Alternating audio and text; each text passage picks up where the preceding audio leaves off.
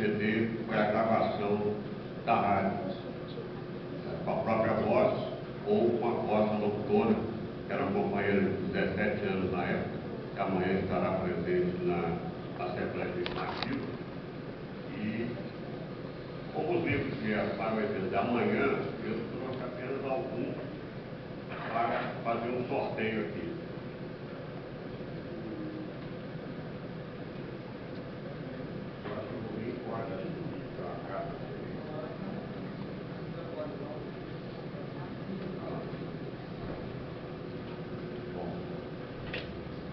Boa noite. Em primeiro lugar, eu quero dedicar os primeiros minutos para registrar uma homenagem ao ex-governador Max Mauro, que foi um dos únicos a visitar o meu pai em abril de 1964 como médico para tratá-lo aqui no quartel do Exército, quando ele não tinha mandato, ele era apenas médico e teve militante, filho do grande Saturnino, grande PTBista Saturnino Mauro, e que naturalmente os partidos políticos tinham acabado de ser extintos pelo AI-1, e cerca de 200 capixabas se encontravam presos, se fossem eles militantes políticos, artistas, intelectuais, etc. E o Dr. Max Freitas Mauro foi ao quartel e medicou o meu pai e outros presos que se encontravam aqui a poucos metros daqui. Muito obrigado, Max. Foi um gesto de coragem.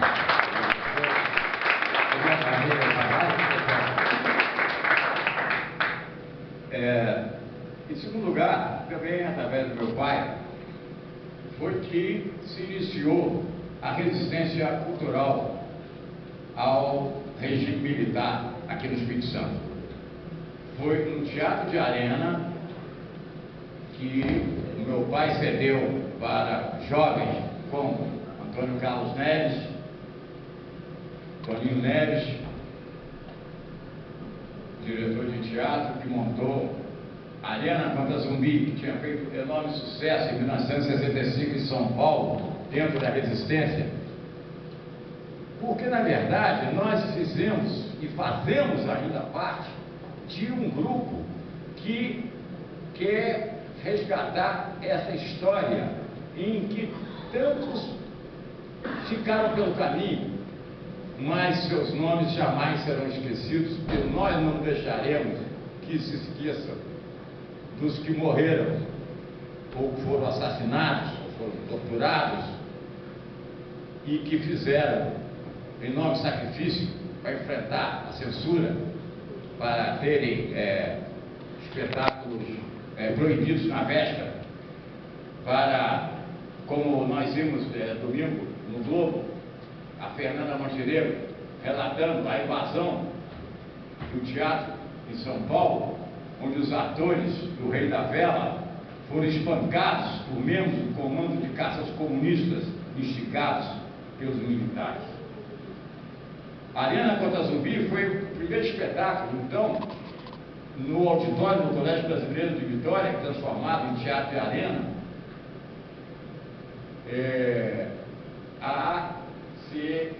Foi ali que estreou Wilson Henriques, foi ali que estava Cláudio Lacchini, jornalista, que havia sido preso no dia 1º de abril de 64, junto com outros 100, 200, não sabemos precisar o número exato. O Lacchini era secretário cultural da UFES no tempo do presidente João Goulart,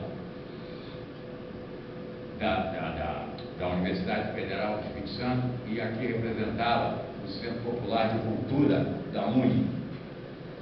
E o Lacchini foi um dos atores, foi a estreia de Wilson Henriques, o Alcides Vasconcelos, Zélia Stein, Leila Delgado, Sheila Bandeira. Posteriormente, esse mesmo grupo montou um espetáculo que era uma colagem de textos, a exemplo do que Milor Fernandes fazia com Liberdade, Liberdade, que percorreu o país inteiro. O Toninho Neves e o Laquini e o Henriques montaram Juventude de Raiva e Muito Amor, lá no Teatro de Arena. Posteriormente, Paulo Torre montou O Colecionador, de João Paul Sartre. Paralelamente, esse mesmo grupo fazia os experimentos de cinema e levava o cinema capixaba com Caput, de Paulo Torre, com Everton Montenegro Guimarães, o grande advogado dos direitos humanos, que denunciou o Esquadrão da Morte, denunciou o chefe da segurança do governo militar, do Cristiano Dias Lopes, que ele era irmão e secretário de segurança, seu Zé Dias Lopes. O Everton, no livro A Chancela do Crime, denuncia o Zé Dias Lopes como chefe do Esquadrão da Morte no Espírito Santo. Além de ter sido chefe da repressão, as passeatas que fizemos, todos nós fizemos, porque os centros de referência à resistência cultural eram o Teatro de Arena do Colégio Brasileiro, a Faculdade de Odontologia, onde Perni Cipriano era o presidente do diretório acadêmico, a Faculdade de Filosofia, e onde Domingos Freitas e Renato Viana Soares, Regina Egito e tantos outros, Carmélia de Souza, enfim, eram os pontos de resistência, de referência. E quando Edson Luiz de Lima Souto foi assassinado no Rio de Janeiro, e isso gerou a passeata dos 100 mil, aqui nós fizemos a passeata dos 5 mil. Por quê? Porque Vitória não tinha mais do que 50 mil habitantes, e esses 5 mil eram pessoas de coragem, porque vivíamos uma época em que ninguém tinha coragem de botar a cara na reta para enfrentar o regime militar que se endurecia a cada ato institucional. Quando veio o AI-5, em 13 de dezembro de 1968, nesse mesmo dia, haveria a formatura da turma de Economia da Universidade Federal do Espírito Santo, onde meu pai era o orador e o paraninfo escolhido foi o Dom Helder Câmara. Dom Helder desembarcou em Vitória, foi recebido no aeroporto por Dom João Batista e ao mesmo tempo pelo delegado do DOPS, que comunicou que ele deveria ir para a arquidiocese e não saísse de lá, a não ser no dia seguinte, para retornar ao aeroporto e retornar a Recife. Dom Helder não pôde comparecer ao sítio de Jubaranã, onde apenas o meu pai discursou e saiu de lá preso para a Polícia Federal mais uma vez. Depois de 68, nós insistimos. Não podíamos mais ter teatro de arena, o Colégio Brasileiro era vigiadíssimo, porque entre os seus professores tinha Hermógenes Lima Fonseca, tinha Renato Viana Soares, tinha pessoas que eram identificadas pela repressão como pessoas à esquerda.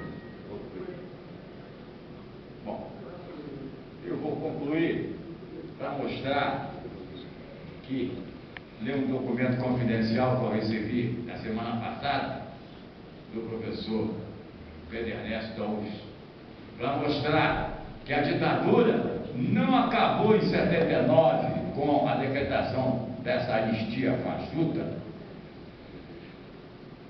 Ela, em 8 de setembro de 83, informe 37, assunto Rubens Manuel Câmara Gomes,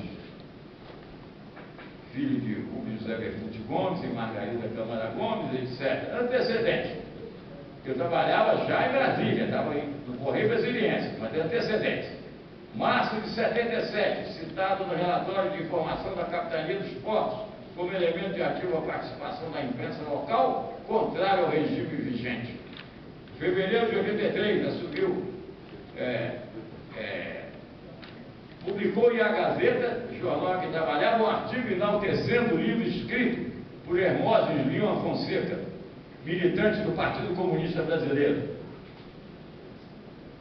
Então, isso eram documentos confidenciais. Se esse era de 83, quando ainda já estávamos na abertura do General Figueiredo, vocês imaginem o que ocorria em pleno Médici, quando nós tivemos a coragem de fazer o Festival de Guarapari, reunindo 50 mil jovens para se manifestarem, quando, anteriormente, no Teatro da EI, Paulo Torre, Wilson Henriques, Luiz Tadeu Teixeira montaram Mordaça e no enfrentamento à ditadura. Então, nós temos muitos exemplos claros de resistência cultural à ditadura aqui no Espírito Santo.